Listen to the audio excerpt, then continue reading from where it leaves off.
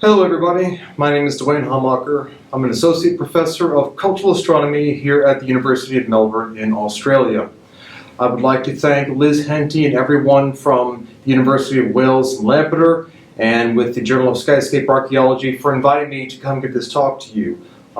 It's quite exciting to be able to speak to audiences outside of Australia, even though I myself am not originally from Australia. It's a great opportunity to be able to share what I've learned here down under with colleagues around the world.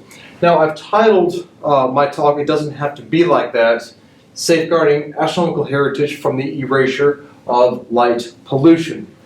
This is a really significant area of research for me and something that we're doing quite a lot of here in Australia. And what this relates to is the damage and negative impact that light pollution has on our collective heritage of the night sky. Now, I want to acknowledge that I am standing here on Wurundjeri land. This is the unceded land of the Wurundjeri people of the Kulin Nation. It's an Aboriginal community centered around Melbourne here in Victoria. So I would like to recognize the elders past and present. I did my undergraduate studies where I was born and raised in Missouri in the US. And I came to Australia as a study abroad student and had the best time of my life. And the first time I ever asked somebody about Aboriginal star knowledge, I got a response that I wasn't quite expecting. In 2003, at the tender age of 25, I came to Macquarie University in Sydney.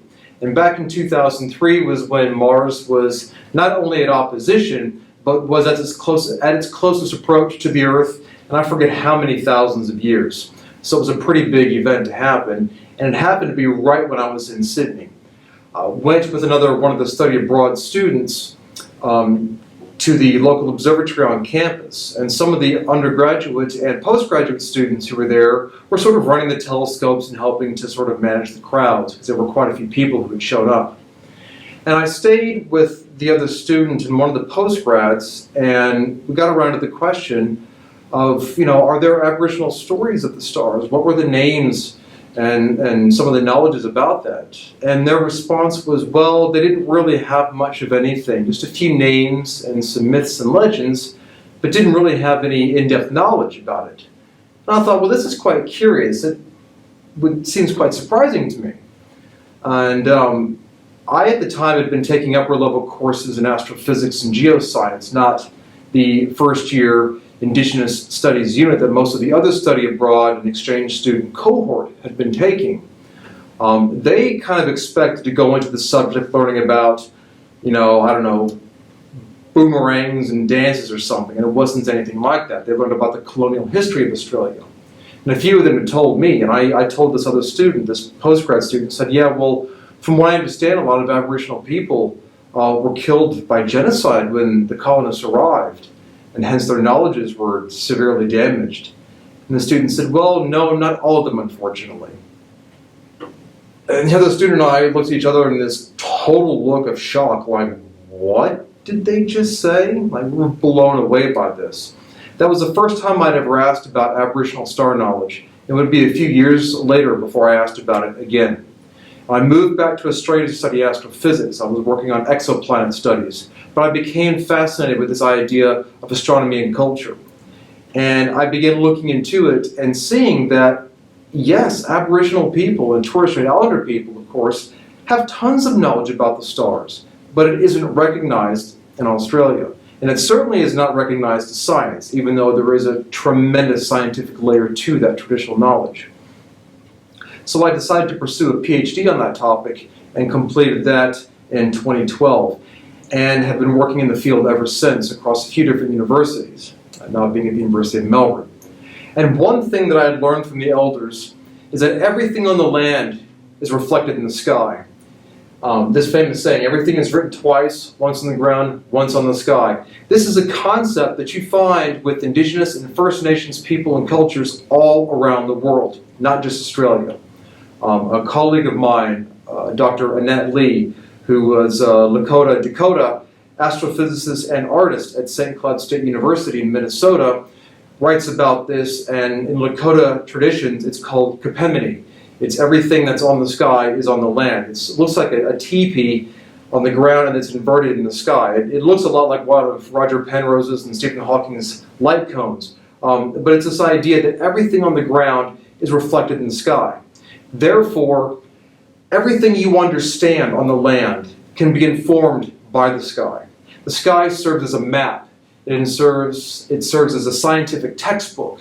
When the stars rise and set throughout the year tell you about the changing seasons, about the behavior of the plants and the animals. Knowing how to read the stars is another thing the elders taught me and have been teaching me for years. Your ability to observe and interpret the subtle changes in the positions and properties of the stars tell you about the atmosphere and about things that are happening on the land.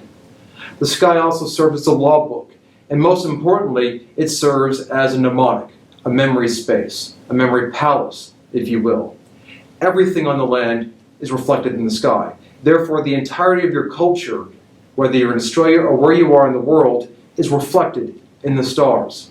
This shows an incredibly complex and rich system of knowledge that links the stars to everything on the land. It also shows that your culture, no matter where it is in the world, almost all cultures are inherently linked very closely to the stars. So if we can't see the stars, we're going to have some major problems trying to continue surviving. Now, in Australia, we have a shared astronomical heritage. There are over 300 distinct indigenous groups in Australia, each one with a unique language and culture. There are several hundred Aboriginal communities, and there's a few Torres Strait Islander communities, two major language groups, in the archipelago of islands between Cape York Peninsula and Papua New Guinea. So what you see is a tremendous diversity of communities and languages. Each one are unique. They're not all just slight different dialects. Every one of them completely different languages, with 5 or 6 major different language families, and some of them are not related hardly at all. This knowledge goes back at least 65,000 years continuously. So just think about that kind of diversity on a continent with continuity uninterrupted until the last couple of hundred years for 65,000 plus years. That's the minimum time period. So you can only just start to imagine the complexity of the star knowledge from these different communities across the country. You do find similar themes, and we're going to talk about some of those in this talk. I'm having to pre-record this, otherwise I have to get up at 3 o'clock in the morning, and I just can't handle that right now. But we also have a colonial history in Australia that came with the landing, the arrival of Captain Cook, and then later on the arrival of Captain Phillip, in the first settlement, first colonization invasion in 1788. When the British came, it was not settlement, it was an invasion. So we have these different systems of knowledge. We have the indigenous systems of knowledge, we have the scientific, Western scientific systems of knowledge. And one of the things that I discuss, and through all of my research, is science is inherent to both of them. And if we look at the interface between those two areas, there's a great deal that we can learn. And there's a lot of ways that we can bring these cultures together. Because right now the conflict is still pretty strong. Now, the shared heritage, what brought the British to Australia in the first place? Well, the Dutch had been to Australia a full 100 years before Cook ever came. The Portuguese had been to Australia, hence the name Torres Strait. But it was the transit of Venus that brought the British to the South Pacific, and after observing the transit of Venus in Tahiti, there were sealed orders to try to find the Great South Land, which turned out to be Antarctica. They did not know it at the time. They thought it would be much higher, as opposed to much further south. But Cook and the Endeavour went on to go around Aotearoa in New Zealand, and then come over to what was they named at the time New South Wales, the eastern coast of Australia. Over half the country had already been mapped at that time, yet there's this idea in Australia that Cook discovered Australia, despite the fact that people had been here for 65,000 plus years, and that even other European countries had found it. somehow it's a weird narrative that still occurs here. But what we see is that astronomy has been an integral part of Australian society for the last 200 years to 65,000 years. Aboriginal and Torres Strait Islander people have had rich traditions of astronomy all through that time period. In Australia itself, not only the arrival of Cook after the observations of the transit of Venus and then the first invasion after that, but even in modern scientific terms, Australia, even though it's a fairly small country in terms of population, only 25, 27 million people, it's quite a big heavyweight in the astrophysics world, especially in the world of radio astronomy. So Australia, despite its small population, punches well above its weight in terms of astrophysics. And you find this heritage of astronomy, tangible and intangible, all across the country. At the heart of Australian identity and the heart of Australian star knowledge is this funny little group of stars here, the Southern Cross, or Crux Australis. It is the smallest of the 88 standard IAU-approved constellations. It's the most famous in Australia without a doubt. It has a very sordid symbolism these days. It has a rich tradition in Aboriginal and Torres Strait Islander knowledge systems and traditions, but today it's become this strange symbol of nationalism. It's featured on the Australian flag, as well as several other countries' flags. Aotearoa, New Zealand, Brazil, Fiji, I believe. There's several other countries that have this particular constellation. An Aboriginal filmmaker named Warwick Thornton produced a film on this a few years ago, where he actually said, about 10 years ago, got himself in a bit of trouble, as he mentions in his documentary, that he sort of referred to the Southern Cross as a new swastika in Australia, because it's been this symbol of nationalism and identity with the white British side of things. So this film is called We Don't Need a Map, and it's an excellent film. It talks about some of this, but it really goes back and digs deep into some of the Aboriginal history of this star constellation. It goes by as many different views in Australia as you have different Aboriginal and Torres Strait Islander language groups and communities. In many places, the Southern Cross itself represents a stingray, and the two pointer stars represent a shark pursuing after it, or two brothers in a canoe who are pursuing the shark. And of course, this describes the diurnal motion of the two pointer stars, which you can't see very well. Here we go. Alpha Centauri and Beta Centauri. I realize these are stars you can't see from where you are in the Northern Hemisphere, but from down here in Australia, they are very prominent in the skies. Alpha Centauri, of course, being famous as the closest star to our solar system. So we see lots of these traditions about it around the country.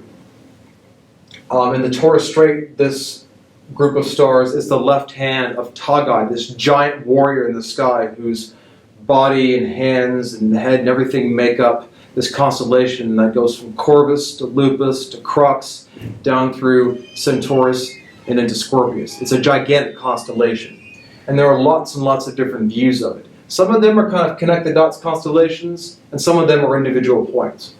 The point is, it is a tremendous symbol in Australia, for better and in some cases for worse. But one thing quite special that I'm very happy about is a couple of years ago, I'm in the International Astronomical Union's working group on star names, and we've been going through and officiating hundreds of names for each of the stars in the sky that we can see. And one of them is the fifth star of the Southern Cross, Epsilon Crucis. We had formally named to Ginan. Ginan is a Wadaman name. Wadaman are an Aboriginal community in their own special, unique language family in the Northern Territory of Australia, a couple hundred kilometers southwest of Katherine, the Northern Territory.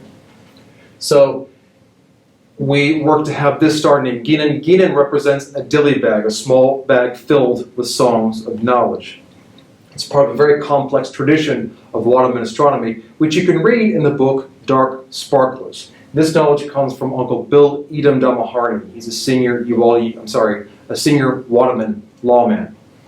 We did note something quite interesting, that one of the prominent things about the Southern Cross in Australia is its symbolism as a tattoo. And this tattoo can be general, but you tend to see this real heavy push of people getting the Southern Cross tattoo and having these real nationalistic sort of white supremacist sort of ideas. So it became this sort of, having the Southern Cross tattoo was almost like having a swastika on your arm. So we kind of realized how hilarious it is that all these same people who had this tattoo now have a formally recognized Aboriginal star name tattooed on them. Across Australia, you have lots of different knowledge systems based around the moon, sun, stars, planets, galaxies, nebula, Milky Way, everything that you see. Aurora, meteors, everything. There isn't anything that doesn't have a link and isn't included in the traditions and the knowledge systems. This one thing that I like is to see how the sky is reflected on the Earth. So here's almost a literal example of that. In the Wurgaya-Burong traditions of northwestern Victoria, the moon is called Mityan. And Mityan is a quoll, this spotted quoll down here, this small marsupial animal, sometimes used to be called the native cat. And it's got these beautiful white spots on it. And what happened is Mityan fell in love with one of the two wives of Nunurganite. Nunurganite is the Jackie lizard. It's a small lizard, which is usually a food source of the quoll, but will also become very aggressive to defend itself or during the mating season. Now, Mityan tried to steal one of the wives of Nunurganite. Nunurganite found out about this, and they got into a great battle, and Mityan got beat up pretty badly. And he continues to wander the sky now, and the mare on the moon are the spots on the spotted quoll. Now, obviously, the knowledge systems are much more complex. I've literally given you an abridged version of the preschool version of the traditions. But that's just a very basic explanation of how the moon's motions are in the sky and the appearance of the dark patches, the mare on the moon. This is the star Nunurganite. So you might recognize this as the star Sirius, brightest star in the night sky in Canis Major. The star Sigma Canis Majoris is in sort of the back leg of the dog, or kind of right in the bone of the dog actually, between these two stars on either side. Nunurganite is Sigma Canis Majoris. These two stars represent the two wives. It's this wife here, the one that's closer to the ecliptic, so the path of the sun, moon, and planets is over here. You notice that this wife's a bit closer, this wife is further away. That wife was a bit further away and closer to the moon. Now, the path of the moon, on rare occasions, at its sort of minimal declination, will mean the moon can actually come near or even eclipse that star. But what the traditions are talking about is the relative positions of these stars. So, in Burong traditions, they really liked groups of linear stars, especially groups of 3 linear stars. So the stars of Orion's belt were very important. These 3 stars are important. Stars in Antares, Tau, and Sigma Scorpii, being kind of a relatively straight line, were very important. So this star Nunurganite is another star that we managed to have named by the International Astronomical Union as the official name of that star. So we're very happy that as of today there are 7 stars that have Aboriginal names. So the idea is to show you the links between the moon and the stars and some of the areas of importance, and even now how we're connecting these stars on a global scale by having those formal names. The Milky Way, something beautiful I grew up seeing in rural mid-Missouri. At least I thought that I could really see it. Reality is I wasn't seeing that much, because this beautiful giant chunk of the sky, most of this is what you see from the southern hemisphere, not from the northern hemisphere. So if you look here, you see Antares, you see the galactic bulge, you see the stars of Scorpius. Over here you see the 2 pointer stars, and then you see this dark patch called the coal sack right near the Southern Cross. And one of the things that you find common around Australia are constellations not made up of the bright stars. In fact, connect-the-dots constellations are actually pretty rare. There are examples of it, but overall they're pretty rare. It tends to be individual stars represented a character in a narrative, which is part of that memory space in the sky. Or it might be a small group of stars, like the Pleiades, or a nebula, or something along those lines. But what you do find are dark constellations. The dark constellations are those that are traced out by the dark spaces in the Milky Way, these dark absorption nebulae. And arguably the most famous and common one that you're going to find all across Australia is the emu. The emu in the sky that goes by many different names.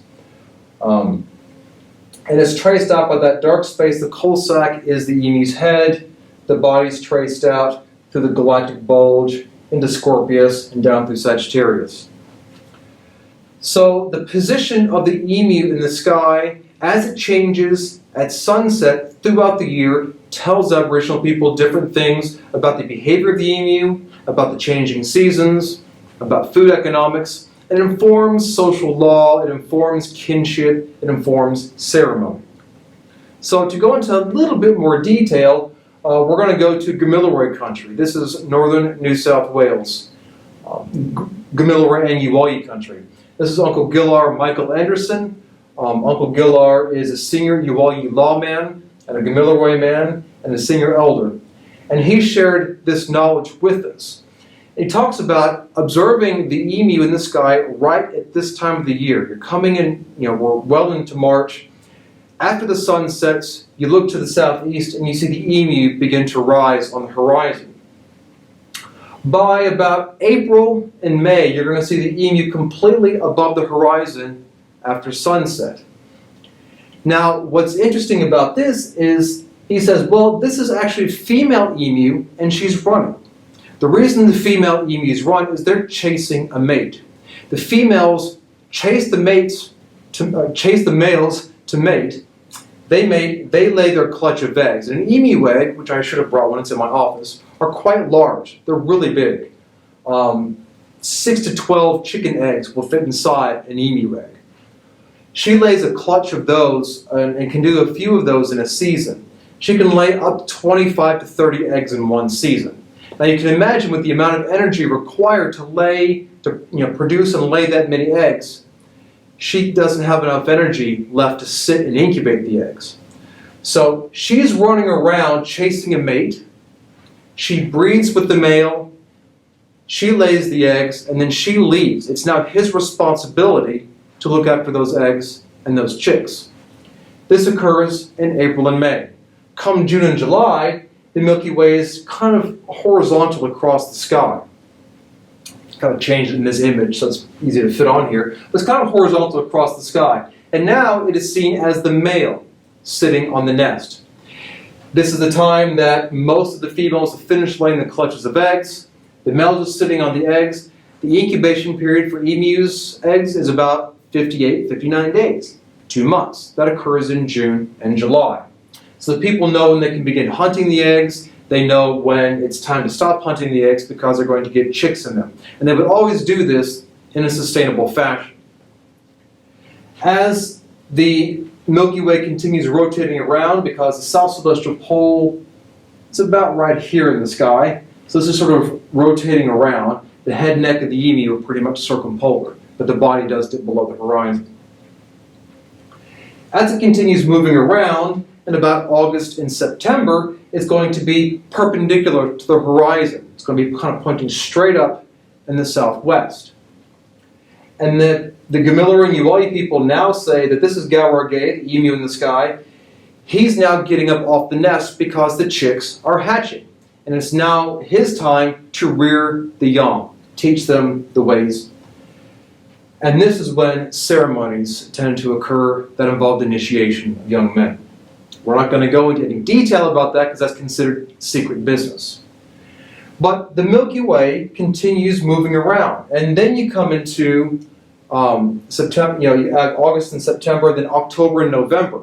And at this time, it completely has swung around. Now, we've seen how the emu changes in the sky. Even though the Milky Way is just moving, it's rotating, but the parts of it aren't changing. How the Gamilaroi and Yuwalyi people see the motif of the emu in the sky does change throughout the year.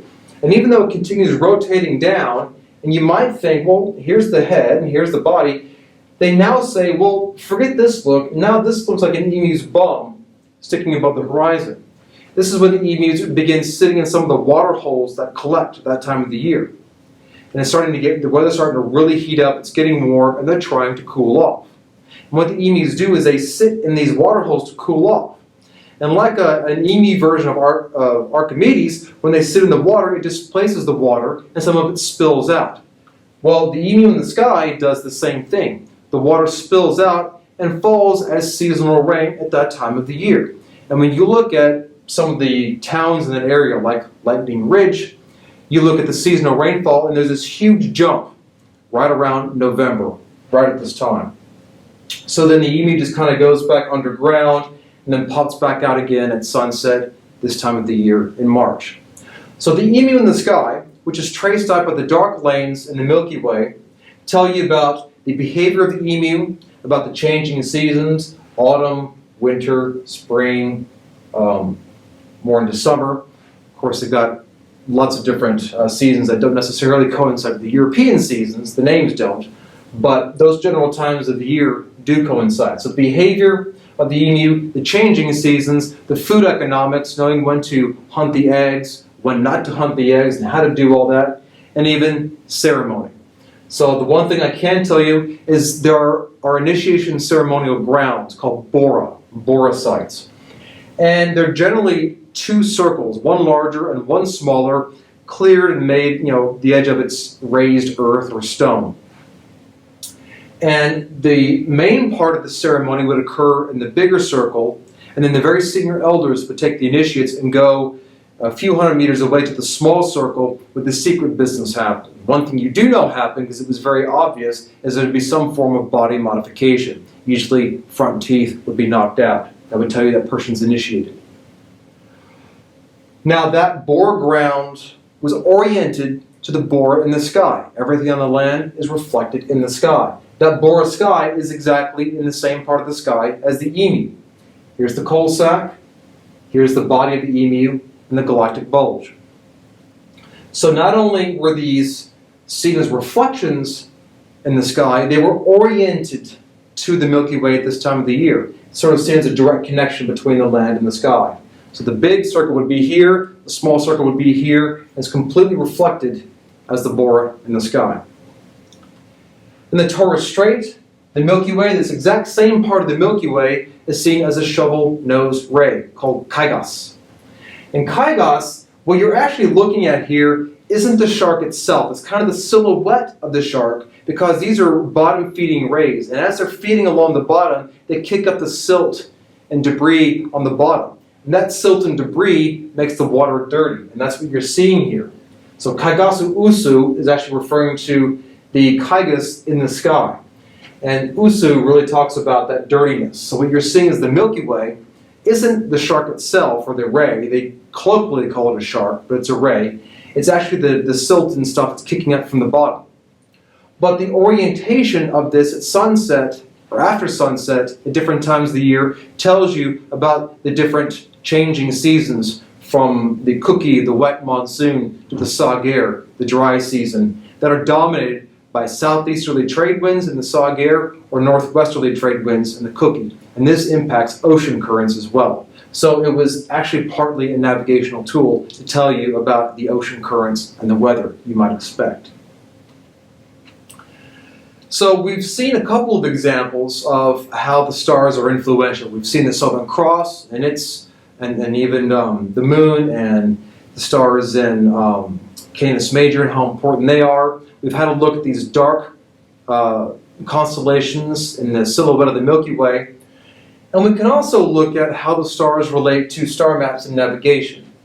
Now, Aboriginal people in Australia, Torres Strait Islanders, especially, navigate by stars, of course. And that does include following the stars. We know that every star rises and sets at a particular azimuth from your point of location, and that the altitude of those stars can tell you about your latitude.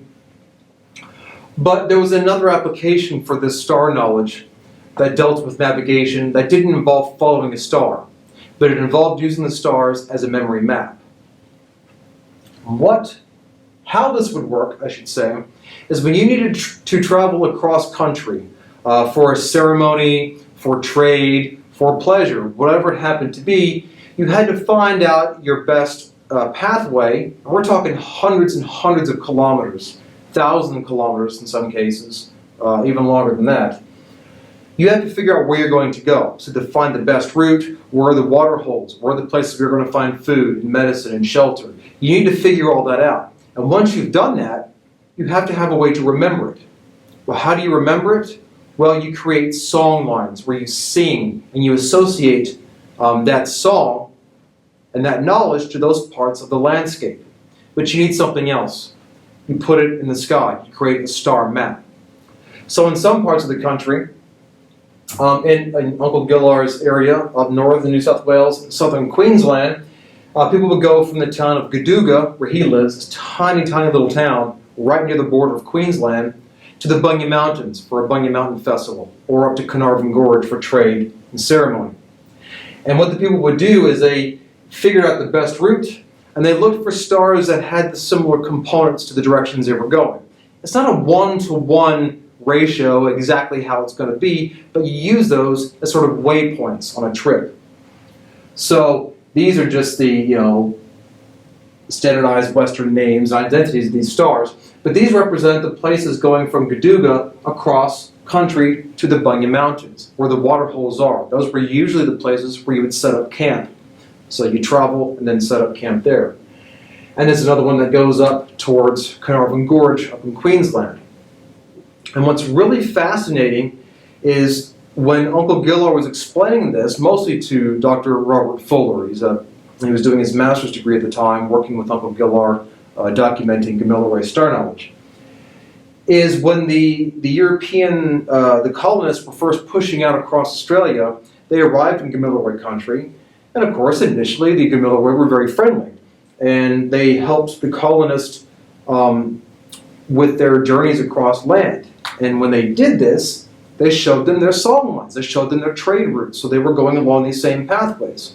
So the colonists already kind of had learned from the Aboriginal people where to go, and where the water holes were, or where you set up camp. Well, over time, these became pathways, and those camps became towns.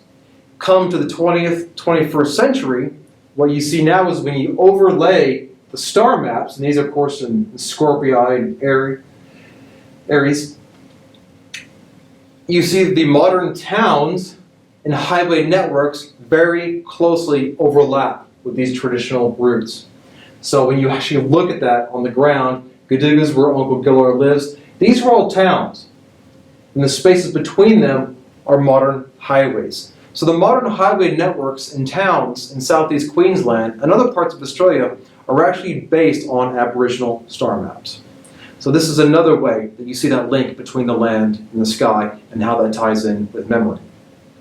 Well, what about the changing stars?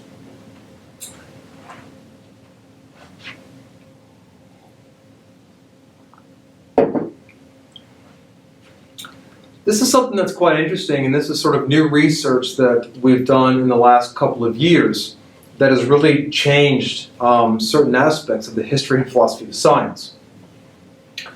And what we see are traditions that have been passed down for who knows how long, many, many, many generations, potentially thousands of years.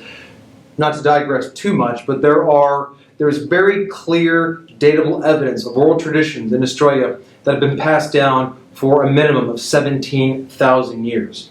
There's numerous examples of that, and some research I'm doing now involves these traditions in Tasmania that draw from astronomical dating to geological dating. Those two lines of evidence come together at 13,000 years. So it gives you an idea of how long these traditions can survive, and it gives you an idea about the power of orality and oral tradition. There are traditions about Wayangari. This comes from Ngarrindjeri country. This is south of Adelaide, along the Coorong, the mouth of the Murray River. I realize that many of you probably will have no idea where this is, but you can jump onto Google Maps and have a look. They talk about Wayangari, which literally means red man. And Wayangari, as it's described as a young initiate, during the period of initiation, one of the things that they had to do was go through this sacred period of time where they were considered anatomy.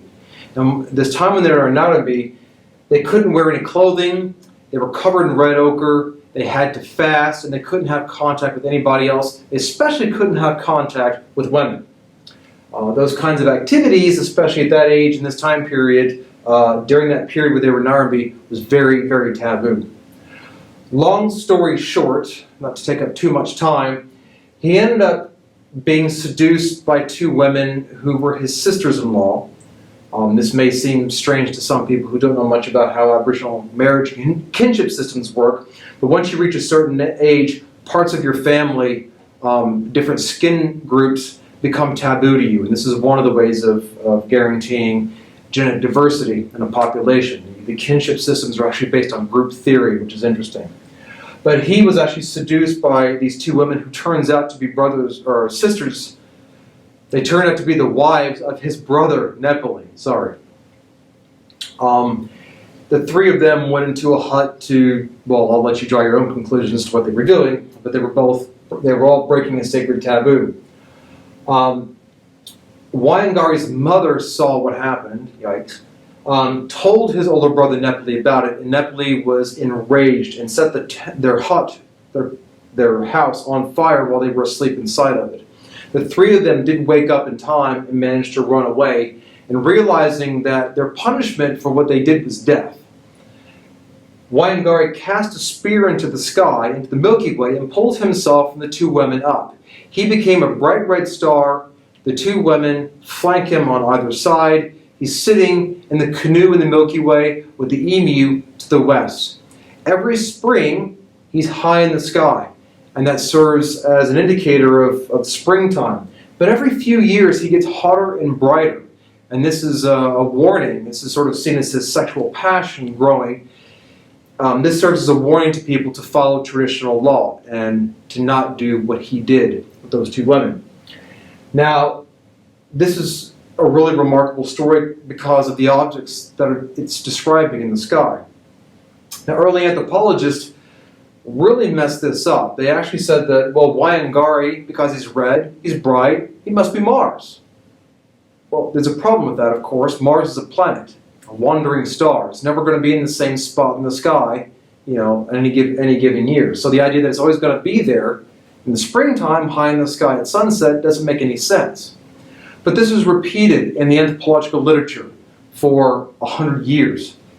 And even other anthropologists, when they were asked about it, they said, well, if this is Mars, then I guess the other two stars must be other planets, and they come into conjunction, and really kind of go into some philosophical stuff that didn't really make sense. In reality, what they're talking about very clearly is not Mars, but the star whose name literally means not Mars, Antares. Antares, of course, meaning the anti-Aries, or the rival of Ares, Ares being the Greek god of war, the rival to Mars, the Roman god of war. Why? Because the ecliptic passes through Scorpio, and they're both fighting for dominance in the sky. They can sometimes come very close to each other. So this is the celestial canoe. The emu in the sky is over here to the west. Everything fits here. The two stars, the two wives, are Tau and Sigma Scorpii, flanking him on either side. And springtime, you come around to sort of August and September, these stars are crossing the zenith, crossing the meridian, at sunset, at dusk. So the anthropologists missed something really important. If it was Mars, you could explain getting brighter and getting fainter because sometimes Mars is closer to us in the solar system, sometimes it's further away. But what about Antares? Well, Antares is a variable star. Its brightness changes by almost 1.5 magnitudes every 4.5 years.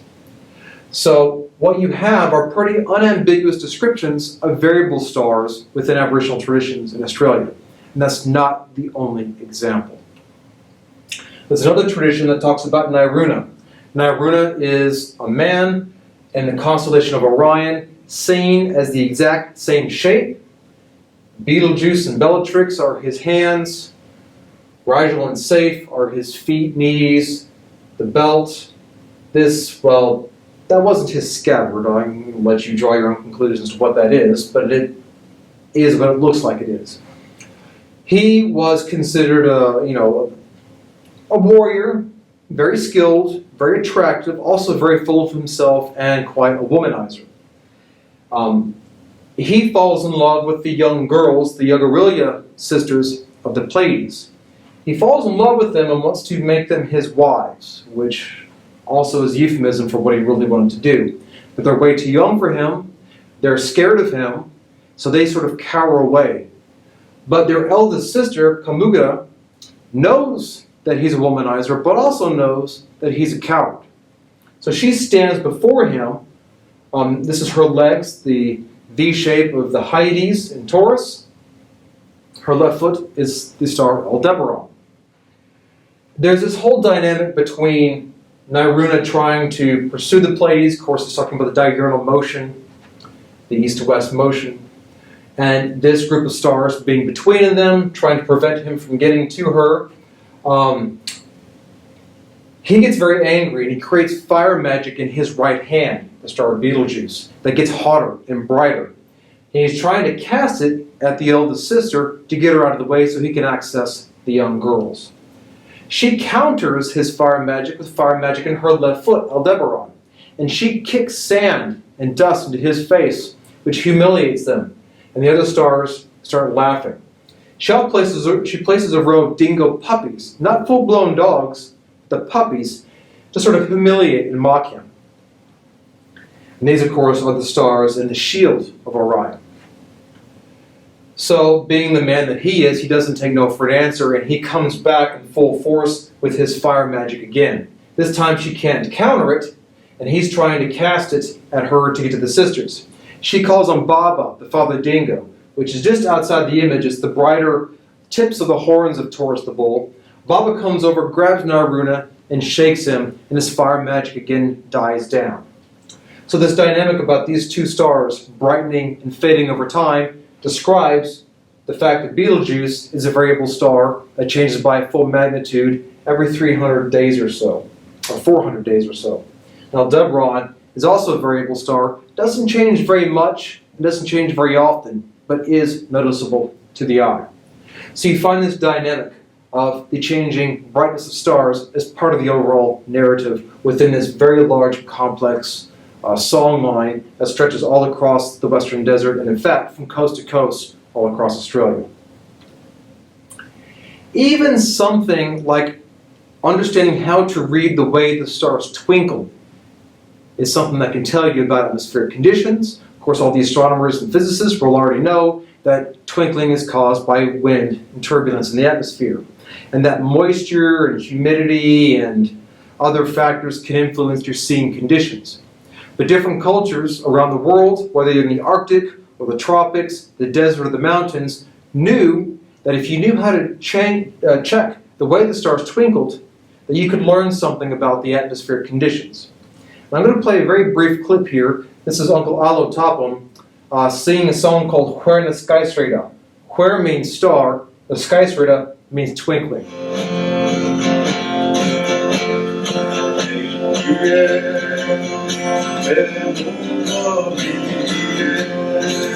Why is it so calm tonight?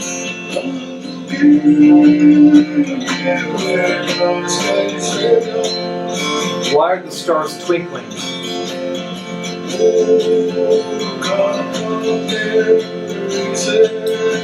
Like embers in a fire. It's a sign about the shifting big winds that take the large rain clouds from the south to the northwest.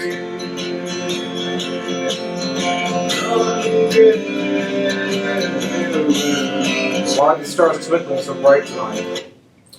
So what Uncle Alo is talking about here in this song, which the song is only, I think, written about the 50s or 60s by George Passy, who was an academic and Marian man himself from that island. This is a traditional song in the Meriam language, which they teach, and everybody on the island knows it. The kids know it, the adults, the grandparents. And it's just another one of the many songs that tell you about the changing conditions in the sky. It's one of the star songs. And this one tells you about the end of the year, really about October, November. You get to a doldrum period, the nege as they call it. And you get very still air on the ground. It's very calm, very beautiful. But when you look up, the stars start twinkling. And that's the shifting of the southeasterlies from the dry season to the coming northeasterly, wet, hotter monsoon winds that bring the cookie, or the wet season. So they observe how to read those twinkling stars to know that those seasons are going to shift and change. So what is the problem? Well, the problem is light pollution. I'm throwing some fun little clues regarding the title of this talk and a little bit of the theme in here. We need to talk of changing things, but no one wants to listen. It doesn't have to be like that. Light pollution is our big problem. It is one of the biggest problems facing the world when it comes to terms of astronomical heritage. Europe, the US, Japan, East Asia, all around the world, light pollution is becoming catastrophic. When you can't see the stars, you can't maintain that connection to the stars. And it's not just a sort of a poetic connection or philosophical connection, oh, they're nice and pretty and I want to be able to see them. It's at the heart of who we are as humans. Our knowledge systems, our memory space, our inspiration, everything that we are and have been, all the cultures of the world rely on being able to see the stars. But increasingly, the city lights, urban development, high-rise buildings, taken our attention away from the sky, pointed it down at our devices, always looking down, never looking up. This group is the exception, of course. But it's so bad that even if you want to look up, you can't see anything. I'm sure from Lamberty you've got pretty nice skies, but for those of you who are from London or any other major city, forget trying to see anything. You'll be lucky if you can see any stars, much less a handful. So this is becoming a huge problem. The rolling along through a red-colored glow, the city is pretty in pink, it's beautiful, but Armageddon is here. So we put so much attention into wanting to light up the world around us, that it's actually killing us. It's not just us, it's killing us, everything around us. So from an inner city, you'd be lucky to count a few of the brightest stars in the sky, if you can even see that. Suburbs start to transition as you get away from these urban areas to where you can see really beautiful dark skies. But these excellent dark skies are harder and harder to find anywhere in the world. Even in Australia, you have massive light pollution, not so much from urban development, but from fracking, from coal seam gas, from mining. These are causing massive problems not only in the environment of the land and the water, but it's actually whitewashing the sky. It's whitening the sky. And the double entendre there, of course, is that Aboriginal people didn't have this problem before the Europeans came. So not only are you erasing the sky, but you're also whitening it and taking away that traditional knowledge. And that is a form of cultural genocide. Of course, there are ways that we can help mitigate this. There are ways that we can help work towards a better solution for the future. We know that using brighter lights isn't as bad as using blue end lights. Cooler lights are better than hotter, warmer lights. All of us know that have been involved in astronomy. When you go outside, you never use a white light, you always use a red filter on your light. But one of the biggest problems we're facing now isn't just light pollution, it's the bloody LED lighting. LED lighting is damaging and destructive. We call it new technology, they use it to burn, and they show no concern. What's happening with LED lighting, not only is LED lighting more damaging to our eyes and worse for wildlife, but it's a lot cheaper. And because it's cheaper, a lot of places are using more of it. And they're not really understanding the importance of having those darker skies. Just because it's cheaper doesn't mean you should be using more of it, you should be using less of it. It's destroying our vision. That's why we have the blue light filters on our phones to help reduce that. We're always staring at these devices. I'm sure a lot of us are staring at our devices right now watching us talk. We kind of have to. But it's damaging to our eyes, it's damaging to our health, it's damaging to our circadian rhythms. It's damaging to the wildlife.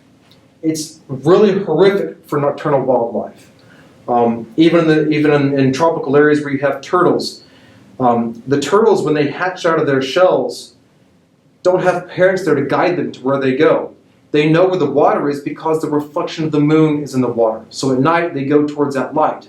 But what's happening in a lot of areas? You get urban development along the beaches. Now the turtles are going to where the light is obvious. And where is that? Towards the roads, towards the shops and centers, towards the population. The turtles are now not going to the water, but turning inward and then getting plowed over by pedestrians, bikes, and traffic. There are some solutions to this. One of the things, of course, we want to reduce the number of lights, but even the type of light can really help. We can use amber LEDs, the cooler LED light. That is a big change. That's a big difference. And you can start to see, when you use these cooler lights, the numbers of visible stars radically change. You can see a lot more stars when you're in areas that use that cooler light than if you're using the hotter end of the spectrum. Putting light, caps over the top of the lighting so you don't have extra light pollution going out over the top. This is actually a photograph I took near the Sydney Opera House. I was walking in and noticed that, and I thought that's great, because a lot of places aren't doing that. They just got the lights going straight up. And right next door at the Sydney Opera House, they've got these giant lights beaming straight up. It's like Las Vegas, and it's horrible. Of course, there's lots of landscape architecture and engineering design features that can help with this. It's knowing how the kinds of light to use, where to use it, how much to use, and even how to angle the light so you don't have a lot of reflection glare. You're getting the light to the area that it needs to be. So there's lots of solutions in that regard. And there are some fantastic success stories. We're broken, there's no one left to change it. Is that the way it has to be? Why can't we rearrange it? We can rearrange things, like I just talked about. We can preserve our intangible heritage by impacting our tangible heritage, the things around us, the world around us that we can see and touch. We can fix that to preserve our intangible views of the sky. And places around the world are doing that. Flagstaff, Arizona has become a dark sky reserve. You can see the Milky Way from the city. They've really done a fantastic job there. Yeah, there's always room for improvement, but they've done some amazing work in Flagstaff, and other places around the world are starting to see this and take it on board. I think the obvious one that is very famous is back in the early 90s when there was a blackout in Los Angeles. And lots of people were calling up the observatory and freaking out. There were even a couple people, I think, who called in to emergency services, 911, saying there's this big white thing across the sky. What is it? Is it some kind of alien invasion? No, it's just the first time any of them had seen the Milky Way. So we can tell by our loss of connection to the sky how significant it can be when we see truly dark skies for the very first time.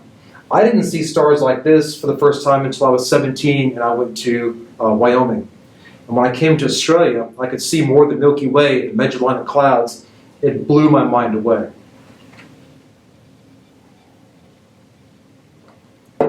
Another thing that we can do is urban integration. What are things, if our eyes are pointing down a lot, what can we put on the ground below us that can inform us about the sky above us? Well, along the bay here, Port Phillip Bay in Melbourne, there is this mosaic on a famous walkway.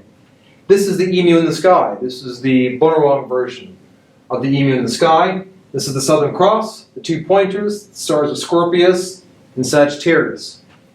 So this emu in the ground, there's a sign next to it, Nawit Carolyn Briggs, she's a Bunurong elder and a friend of mine, helped them curate what this means.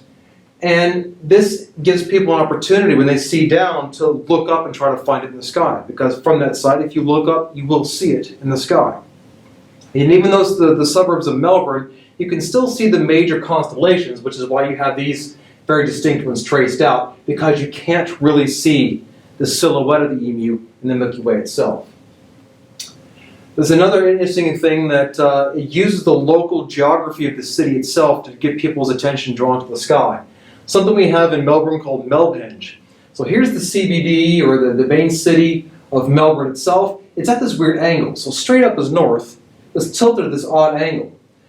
And this is west over here, of course. So when the sun sets sometimes, the angular diameter of the sun, that half a degree, perfectly matches the angular diameter between the distant buildings on one of the streets.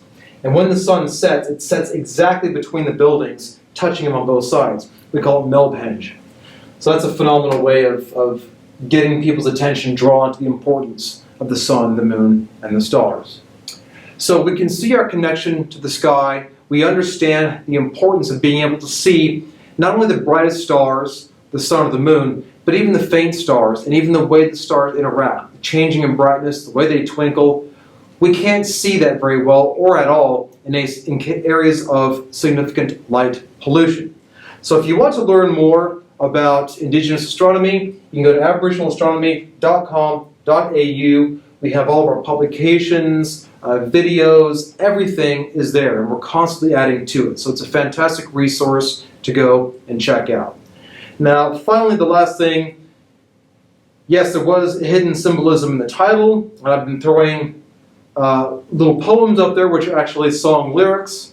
I'm curious about if anybody in the audience has made the connection. It's in the title, literally. That's all from the band Erasure. So, little British duo, one of my favorite bands. And I just, for whatever reason, when Liz asked me to give this talk, I was listening to the song It Doesn't Have to Be Like That. I thought, you know what, I'm going to make this talk, incorporate the name, and utilize some of the lyrics of the songs from Erasure into it. And here we are. So, thank you very much.